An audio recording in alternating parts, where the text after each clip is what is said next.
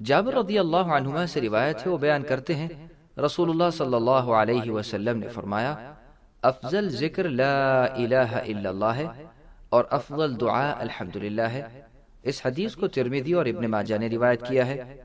ابو سعید خدری رضی اللہ عنہ بیان کرتے ہیں رسول اللہ صلی اللہ علیہ وسلم نے فرمایا، موسیٰ علیہ السلام نے عرض کیا، اے میرے رب، مجھے کوئی چیز سکھا دیجئے جس کے ساتھ میں آپ کا ذکر کیا کروں یا میں اس کے ساتھ آپ سے دعا کیا کروں۔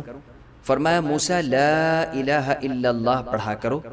انہوں نے عرض کیا، اے میرے رب، آپ کے سارے بندے اسے پڑھتے ہیں، میں تو ایسی چیز چاہتا ہوں جو میرے ساتھ خاص ہو۔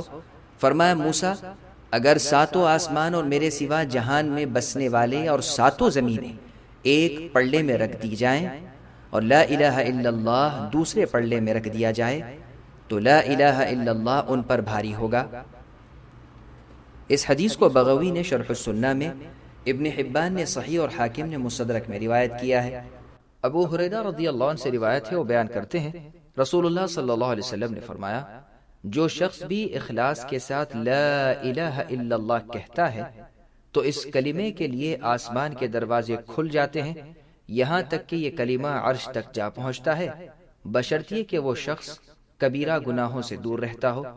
اس حدیث کو ترمذی نے روایت کیا ہے۔